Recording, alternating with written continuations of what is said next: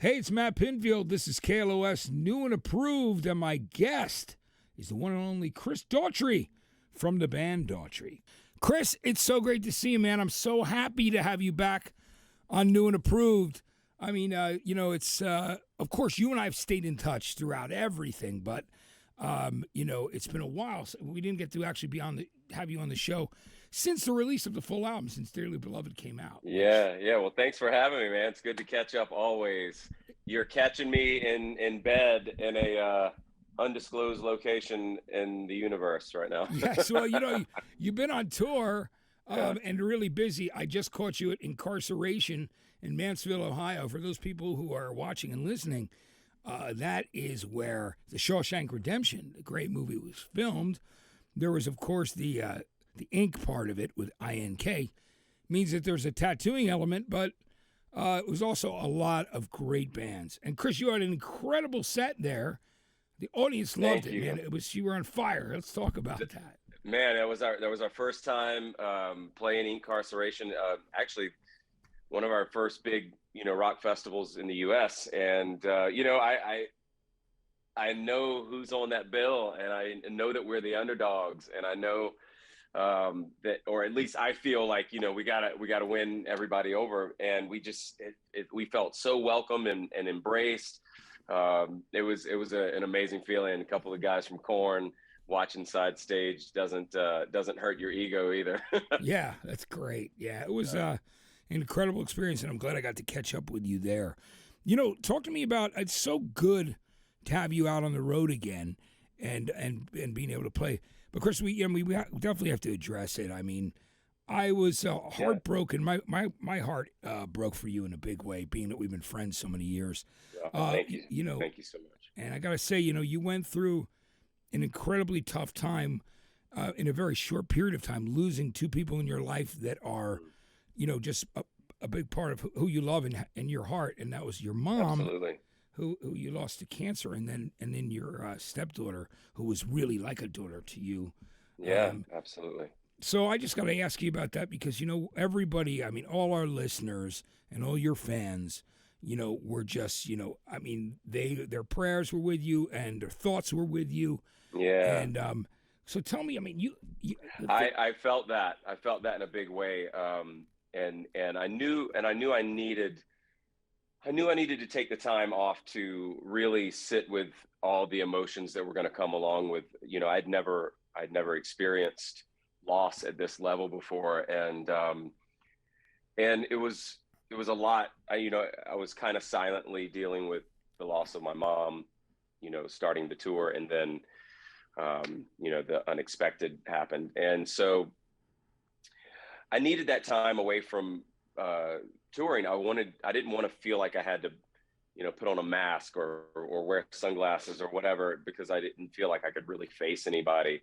I wanted to deal with everything that came my way and be able to sit with that. And God, there were so many levels of grief that I didn't expect, and we still, it's still a day by day thing, and we'll never not miss them in our life, and I don't think that will ever go away.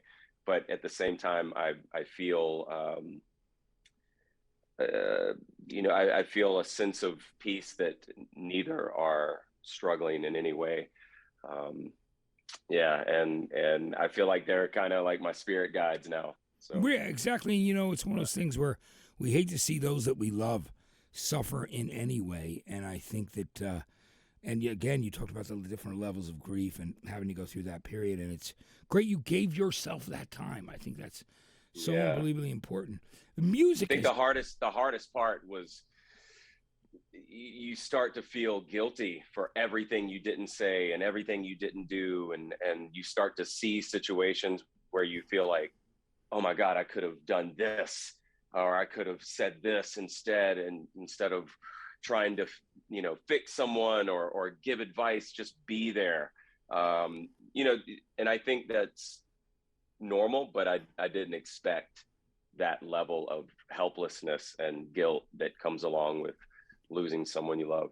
Yeah. Well, I'm just glad that you are at the point now where you've been able to, get back out on the road and do what you love the most, besides your family, of course. And they would be very happy to see me back out as well. Yeah, I mean, and it's great. You've been crushing it. Let's talk about how cool it was when you played LA, and after we did the Grammy Museum event. Yeah. Jasmine Star, who's we've been supporting here at KLOS as a young up and coming guitarist, because we always, you're the same way I am. You and I believe in bringing people up. That's just what we do. Absolutely. That I feel it's our civil duty to bring others up around us. I want to see everyone win, and she's.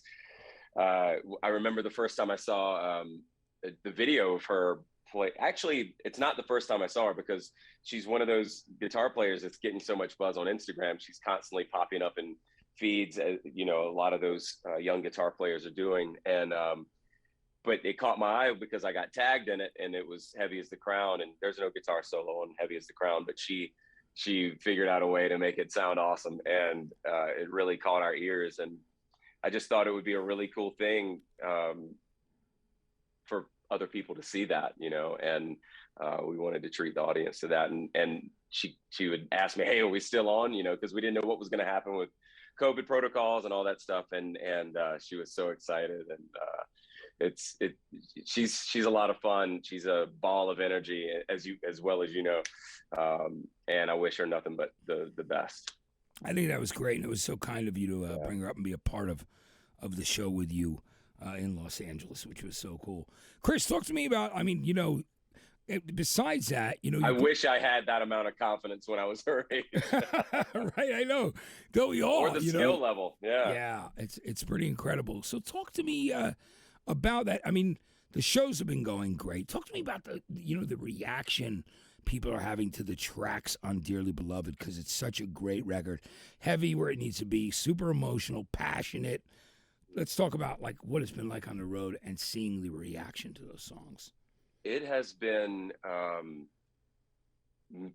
probably the best reaction we've ever experienced on a record, as far as the crowd is concerned. And I feel like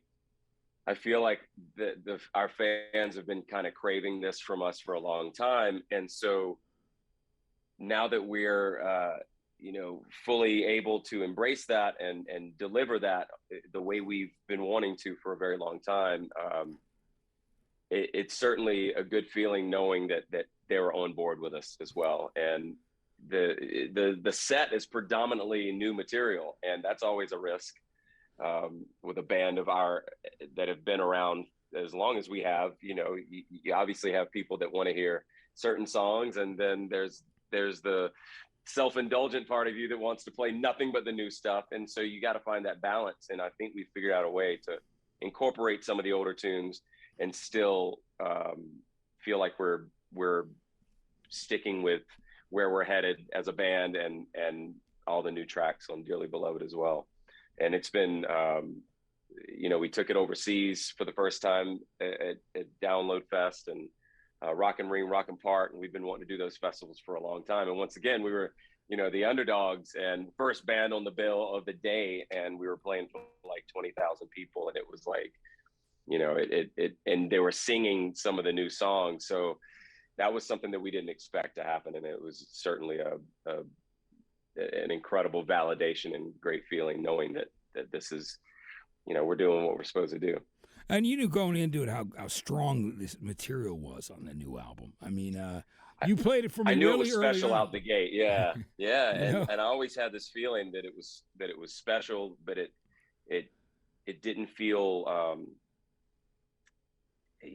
completely outside of the realm of possibility of what people would expect from Daughtry, but at the same time, it was like nothing we'd ever done before.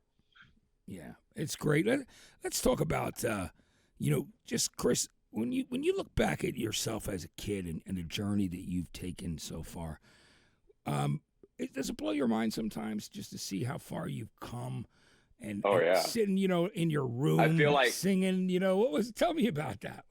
It feels like watching someone else's movie sometimes when I think about these things, because I feel like I've been so many different people in my life. We molecularly change every 7 years or something like that. And I feel like when I look back even at my 26-year-old self, like I don't know that guy anymore. It feels like I'm watching someone else's story. And I look back on everything with fondness because I can also see where I've grown and the steps I've taken and in my ultimate goal, which is to hopefully be a better human being today than I was yesterday. And I can see that trajectory at least.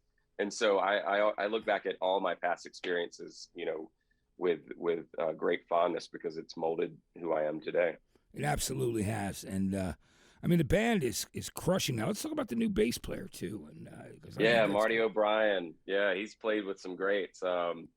He had just come off of Lita Ford, and he was with Disturbed back in the day.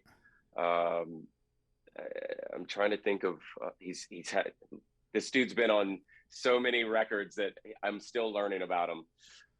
He's a great dude. It was an instant fit. Like he's one of those dudes that after you hang out with one night, you feel like you've known this guy for years. And I heard that about him, and it's proven to be true. And he's a welcomed asset to the band for sure. And part of the family, right? Yeah, because, you know, it was one of those things absolutely. Where Josh had played with you for a long time, but, you know, he was ready to kind of go. JP's, he was with us from the get-go, and it was certainly, you know, sad to see him leave, but at the same time, I can understand when someone says, hey, I just don't want to be on the road anymore. You get how do you argue with that? You know, he wants to be with his family more, and I get it. So we wish him nothing but the best of success in anything he does. Yeah, and he loves you guys he'll too. always be family. Yeah, absolutely. Yeah, he said that. He always says, you know, that no matter, like, he loves you guys. That it was all about, I mean, and that's the way it is and always has been. But just wanted to, like, stay closer to home and that kind of thing. And sure. Right now, the trajectory of the band it's like there's a whole new audience that's overlapping with your fan base that's growing in the in the hard rock and the rock world, which is great, you know. It feels amazing. It feels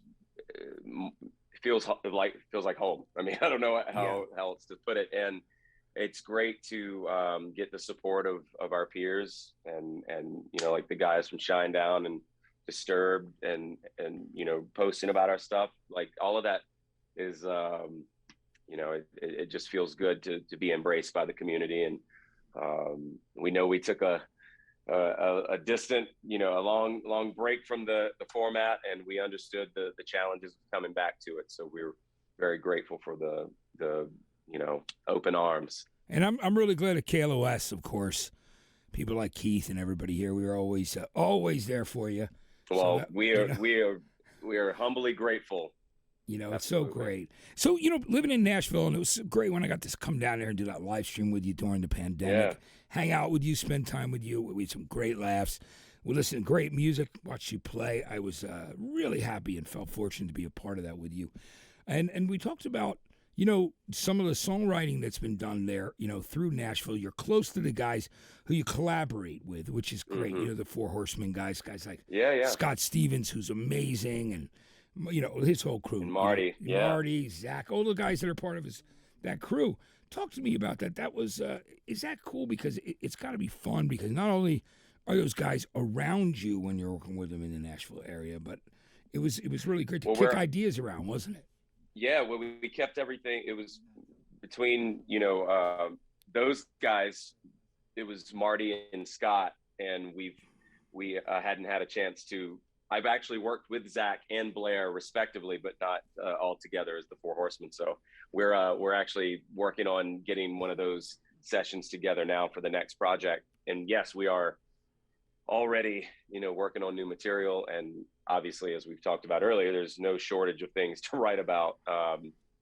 And so it's such a great group of guys, and they all come from, you know, their own worlds of rock, and you bring these different elements together, and it's such a cool hybrid of you know, modern and you know, with Marty, you know, working with Aerosmith and bringing that kind of old school vibe to the songwriting. There's really all the right ingredients for a great song, you know? Yeah, absolutely. Yeah. Now, you got to play with some of the people that are your heroes, like Slash, of course, was on the first record. Yeah, sure. And is there anybody that you really would enjoy collaborating with, you know, either in a live atmosphere or a songwriting, if you had your choice, and it was there's Oh man, there's so many.